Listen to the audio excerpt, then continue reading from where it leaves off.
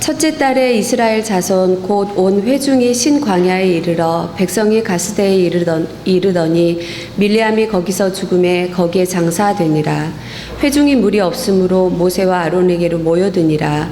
백성이 모세와 다투어 말하여 이르되 우리 형제들이 여호와 앞에서 죽을 때 우리도 죽었더라면 좋을 뻔하였도다. 너희가 어찌하여 여호와의 회중을 이 광야로 인도하여 우리와 우리 짐승이 다 여기서 죽게 하느냐? 너희가 어찌하여 우리를 애굽에서 나오게 하여 이 나쁜 곳으로 인도하였느냐? 이곳에는 파종할 곳이 없고 무화과도 없고 포도도 없고 석류도 없고 마신 물도 없도다. 모세와 아론이 회중 앞을 떠나 회막문에 이르러 엎드림에 여호와의 영광이 그들에게 나타나며 여호와께서 모세에게 말씀하여 이르시되 지팡이를 가지고 내 형 아론과 함께 회중을 모으고 그들의 목전에서 너희는 반석에게 명령하여 물을 내라 하라. 내가 그 반석이 물을 내게 하여 회중과 그들의 짐승에게 마시게 할지니라. 모세가 그 명령대로 여호와 앞에서 지팡이를 잡으니라. 모세와 아론이 회중을 그 반석 앞에 모으고 모세가 그들에게 이르되 반역한 너희여 들으라. 우리가 너희를 위하여 이 반석에서 물을 내려 하고 모세가 그의 손을 들어 그의 지팡이로 반석을 두 번 치니 물이 많이 솟아나오므로 회중과 그들의 짐승이 마시니라. 여호와께서 모세와 아론에게 이르시되 너희가 나를 믿지 아니하고 이스라엘 자손의 목전에서 내 거룩함을 나타내지 아니한 고로 너희는 이 회중을 내가 그들에게 준 땅으로 인도하여 드리지 못하리라 하시니라. 이스라엘 자손이 여호와와 다투었으므로 이를 무리바 무리라 하니라. 여호와께서 그들 중에서 그 거룩함을 나타내셨더라. 아멘.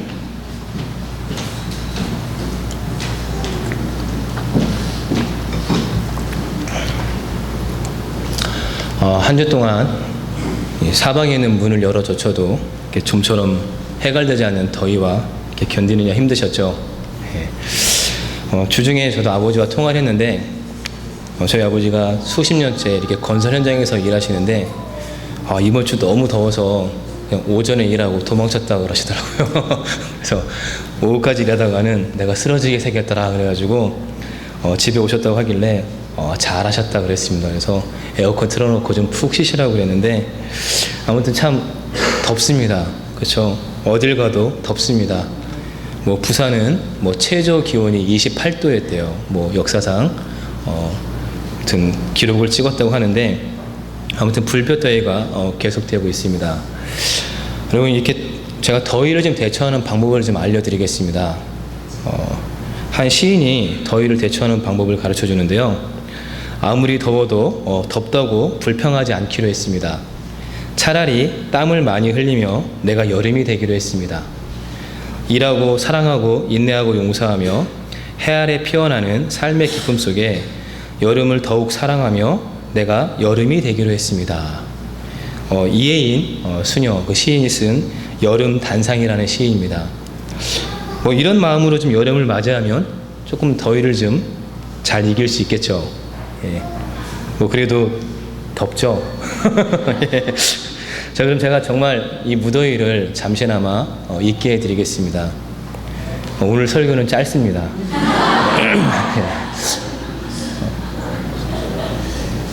너무 기뻐하지 마십시오. 평소보다 5분 정도 짧습니다. 평소보다 5분 정도 짧은 설교를 하도록 하겠습니다.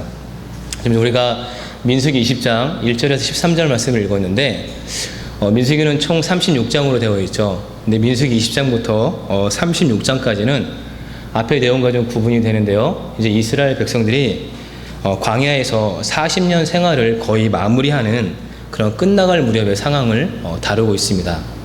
그래서 오늘 말씀 읽은 대로 가데스 바나로부터 이 모압 평지에 이르기까지의 여정과 무리바 물 사건과 아랍 사람들과의 전쟁과 승리, 그리고 이스라엘 백성들의 불평과 불뱀 사건, 그 다음에 아모리 왕과 바산 왕 옥과의 전쟁에서 승리 등 여러 다양한 내용들을 포함하고 있습니다.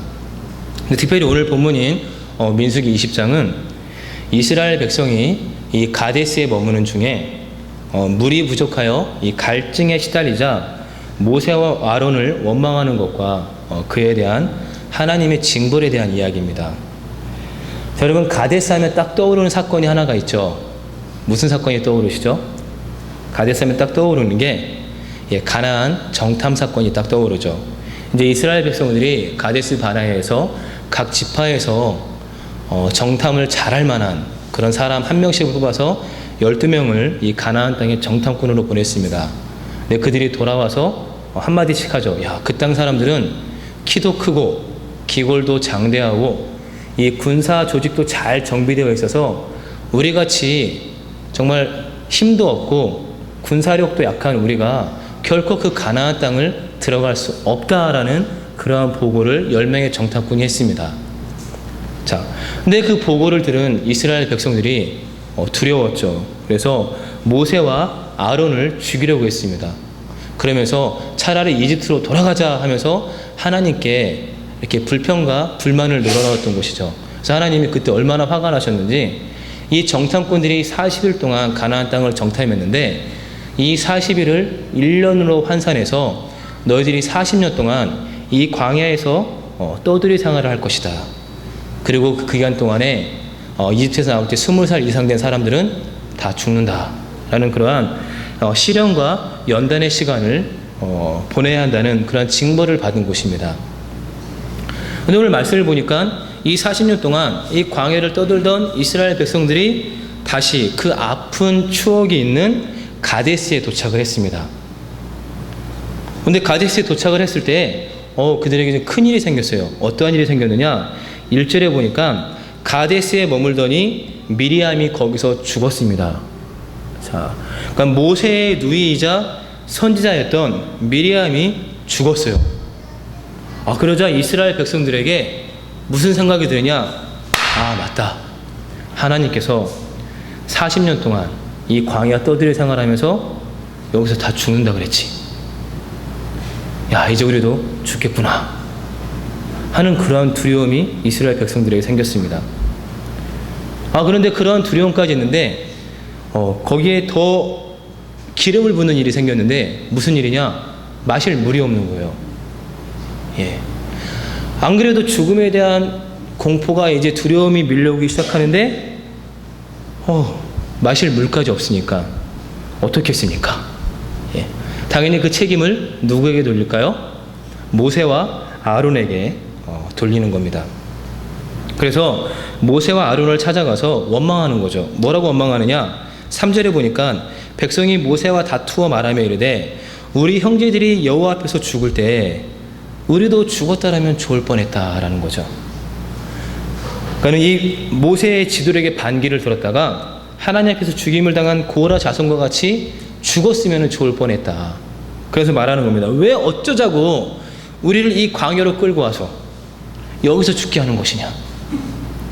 왜 우리를 이집트에서 나오게 해서 이 파종할 것도 없고 무화과도 없고 석류도 없고 마실 물도 없는 이곳에서 왜 죽게 하는 것이냐 하면서 모세와 아론에게 불평과 원망을 드러놓았습니다. 여러분, 우리가 이스라엘 백성들의 이 불평과 원망을 좀 잘 살펴봐야 합니다. 자, 여러분 지금 보니까 이 이스라엘 백성들이 불평과 원망을 하면서 어디까지 나아가느냐? 하나님의 존재를 부정하는 데까지 나아갑니다. 이번에 출애굽기라든지 민수기를 보게 되면 하나님께서 이스라엘 백성들이 이렇게 불평과 원망을 늘어놓을 때 진노하신 때가 있습니다. 근데 그때가 언제냐면요, 차라리 이집트로 돌아가는 것이 좋겠다라고 말할 때마다 하나님께서 그들에게 분노하셨어요. 이 말이 무슨 말이냐면요, 이 말이에요. 예수 괜히 믿었다. 이 말과 같은 말입니다. 야, 예수 괜히 믿었어. 예수 믿으면 좋을 줄 알았는데, 잘 살 줄 알았는데, 예수 믿어봐야 정말 인생에 어려움만 있고 마실 물도 없고, 예수 괜히 믿었다 하면서 예수님을 믿는 것을 후회하는 거죠. 그러니까 무슨 말이냐면은 하나님의 구원과 해방의 사건을 원천적으로 무효화하는 말입니다. 우리가 이집트로 돌아갔으면 좋겠다, 차라리 그것이 더 좋았다라고 말하는 것은 그들이 이집트에서 하나님께 부르짖었을 때 하나님께서 그 부르짖음을 듣고 찾아와서 그들을 해방시킨 하나님의 그 구원의 사건을, 그리고 하나님과 맺은 그 약속과 신뢰를 깨트리는 행위죠. 자, 그러니까 하나님께서 화가 나시죠. 그런데 참으세요. 그리고 모세와 아론도 참았습니다. 그래서 이 백성들의 원망을 듣고 모세와 아론이 이 회막 어기로 가서 얼굴을 땅에 두고 하나님께 엎드려서 기도했습니다. 하나님, 어떻게 하면 좋겠습니까? 쟤들도 병 도졌어요. 쟤들도 이집트로 돌아가고 싶어하고 또 하나님을 원망하고 우리에게 불평과 불만을 늘어놓는데 어떻게 하면 좋겠습니까? 그러자 하나님이 말씀하십니다. 너는 지팡이를 가지고 와서 내 형 아론과 회중을 불러 모아라. 그리고 그들이 보는 앞에서 저기 반석에게 명령해라. 그러면 그 반석에서 물이 흘러나올 것이고 이스라엘 온 회중과 그들의 짐승이 그 물을 마실 것이다. 예. 그리고 이제 모세가 이 하나님께서 명령하신 대로 지팡이를 잡고 이스라엘 백성을 불러 모읍니다. 그리고 그들에게 말하고선 이렇게 팔을 높이 들어 지팡이로 바위를 2번 탕탕 치니까 바위에서 이렇게 많은 물이 솟아나왔고 회중과 그들의 가축대가 그 물을 다 마셨습니다. 여기까지만 보면 모든 문제가 원만하게 해결된 것으로 보입니다. 그렇죠? 그런데 이후에 정말 큰 문제가 생겼습니다. 우리 한번 12절 말씀을 같이 보도록 하겠습니다.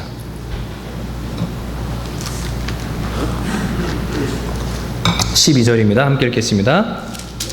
여호와께서 모세와 아론에게 이르시되 너희가 나를 믿지 아니하고 이스라엘 자손의 목전에서 내 거룩함을 나타내지 아니한 거로 너희는 이 회중을 내가 그들에게 준 땅으로 인도하여 드리지 못하리라 하시니라. 하나님께서 모세와 아론에게 뭐라고 말씀하시죠? 너희가 나를 믿지 아니하고 이스라엘 자손의 목전에서 내 거룩함을 나타내지 아니한 거로 너희는 이 회중을 내가 그들에게 준 땅으로 인도하여 드리지 못할 것이다 라고 말합니다. 무슨 말이냐? 이제 모세와 아론이 가나안 땅에 들어가지 못한다는 말입니다. 그러니까 하늘이 무너지는 소리죠. 모세와 아론이 정말 얼마나 열심히 40년 동안 이스라엘 백성을 이끌면서 이 광야의 삶을 살았습니까? 그리고 이제 바로 앞에 이 가나안 땅을 눈앞에 두고 있는 상황에서 하나님께서 말씀하시는 겁니다. 너희들 그 땅에 들어가지 못한다. 왜냐하면 너희들이 나를 믿지 않고 이스라엘 자손의 목전에서 내 거룩함을 나타내지 않았기 때문에 너희들은 결코 가나안 땅에 들어갈 수 없다라는 그런 하늘이 무너지는 말씀을 모세와 아론에게 하셨습니다. 자, 여러분 한번 생각해 봅시다. 자, 모세와 아론의 행동이 정말 가나안 땅에 들어가지 못할 만큼 문제가 있는 행동이었을까요? 자, 그 이스라엘 백성들을 불러 모아놓고 이 지팡이로 반석을 2번 땅땅 쳐서 물이 나오게 하는 이 행동이 정말 하나님의 그 거룩하심을 드러내지 못하는 행동이고 이로 인해서 가나안 땅에 들어가지 못하는 그러한 징벌을 받을 만큼 그런 엄청난 잘못된 행동일까라는 거죠. 일단 모세와 아론은 옳게 행동했습니다.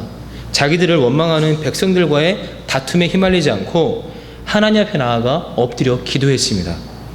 자, 근데 여기까지는 괜찮습니다. 그런데 그 이후에 모세와 아론의 행동이 문제입니다. 자, 보세요. 모세가 지팡이를 들고 반석을 2번 내리쳤잖아요. 이게 문제예요. 왜냐? 자, 하나님께서 모세에게 반석을 지팡이로 치라고 명령하신 적이 없습니다. 그렇죠? 뭐라고 말씀하셨습니까? 뭐라고 말씀하셨냐면 그 백성들을 모아서 그냥 지팡이를 들고 이 반석을 향해서 말해라. 그러면은 그 반석에서 물이 솟아날 것이다 라고 말했어요.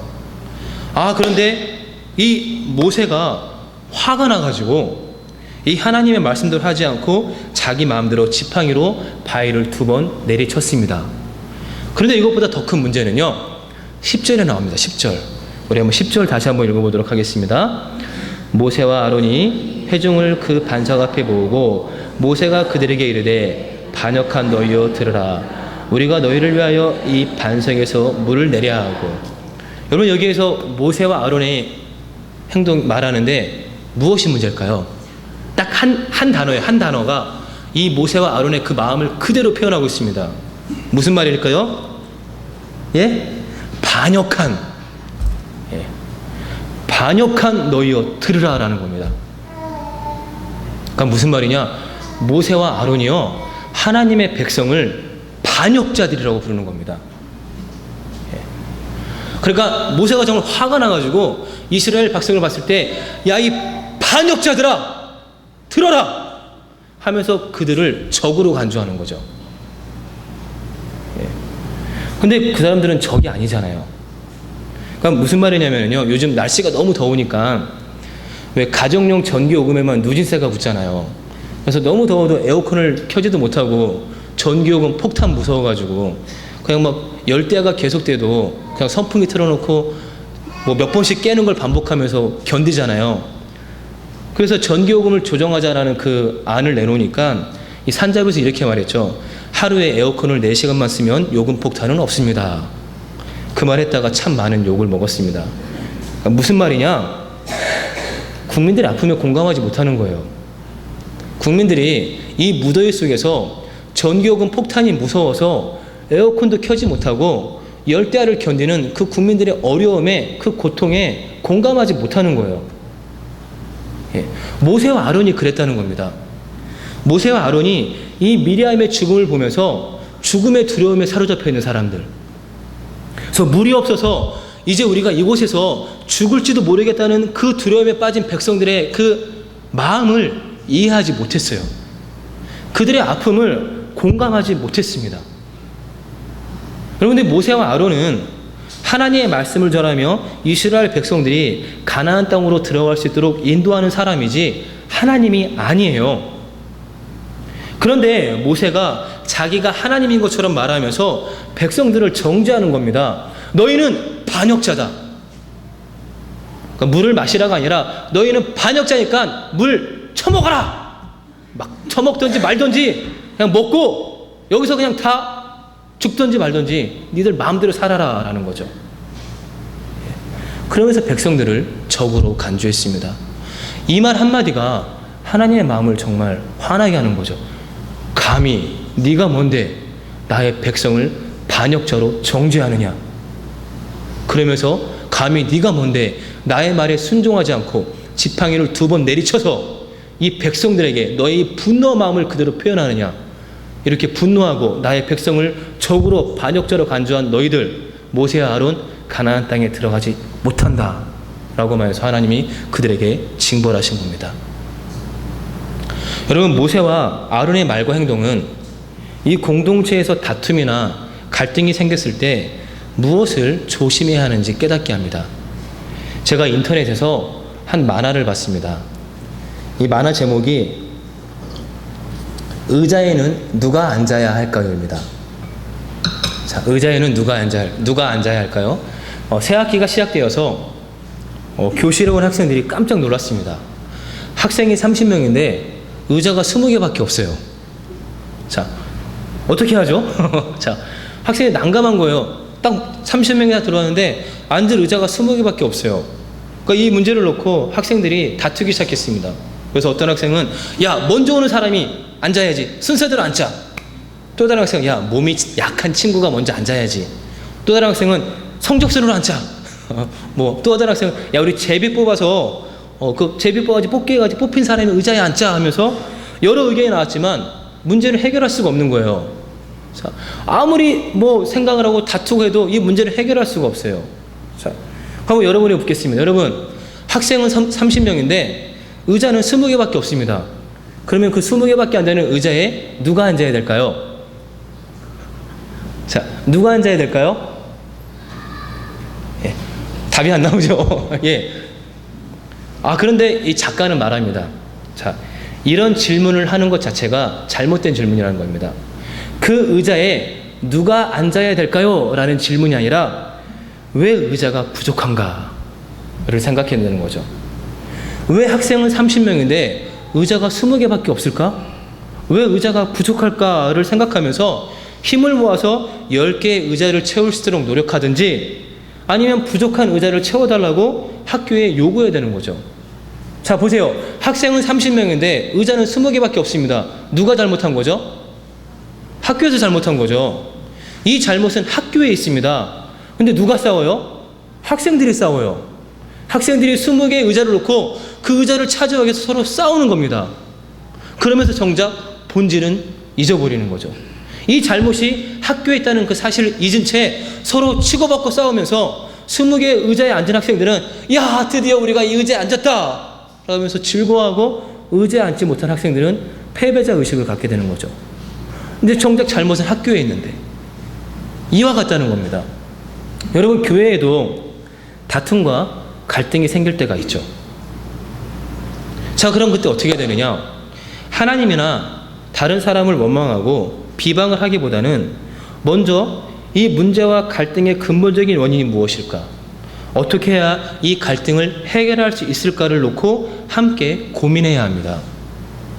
자, 그리스도 안에 무슨 권면이나 사랑의 무슨 위로나 성령의 무슨 교제나 궁일이나 자비가 있거든 마음을 같이하여 같은 사랑을 가지고 뜻을 합하며 한 마음을 품어 아무 일에든지 다툼이나 허용을 하지 말고 오직 겸손한 마음으로 각각 자기보다 남을 낫게 여기고 각각 자기 일을 돌볼 뿐더러 또한 각각 다른 사람들의 일을 돌보라는 빌립보서 말씀대로 다툼을 버리고 한 마음이 되어 뜻을 합해야 합니다.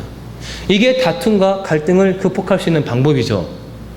그런데 안타깝게도 이 교회 역사를 보면 이러한 다툼과 갈등이 생겼을 때 한 마음이 되어서 그것을 극복하기보다는 이 다툼과 갈등을 극복하지 못한 채 교회가 분열되는 모습을 우리가 역사 가운데서 볼 수 있습니다. 초대 기독교의 교부였던 아우구스티누스는 이 구름이 천둥 소리와 함께 퍼져나가듯이 주의 집이, 이 교회가 온 땅에 두루 퍼질 것이다 라는 그런 신념을 갖고 있었어요. 그런데 교회 내에서 자꾸 분열이 생기니까 이 아우구스티누스가 무엇을 택했느냐? 사회 질서를 어기는 사람들을 처벌하기 위한 고문도 이 교회의 안정을 위해서라면 가능하다 라고 하면서 이 교회를 분열시키는 사람들이 있으면 사람들을 잡아다가 고문합니다. 그리고 종교재판을 열어서 그들을 처형시킵니다. 자, 중세시대에는 이 성직자들이 이 평신도들을 배타적으로 대했습니다. 그래서 성직자만 할 수 있는 일을 만들어내고 평신도의 역할을 제한시켰습니다. 선교의 눈을 돌린 16세기 이후에는 이 주류 교단들이 작은 교단들을 무시하면서 다툼과 갈등이 계속 반복되었습니다. 근데 오늘날에도 이런 잔재가 남아있다는 거죠. 이런 잔재가 교회 안에도 남아있다는 겁니다. 그래서 먼저 된 자가 나중된 자를 무시하기도 합니다.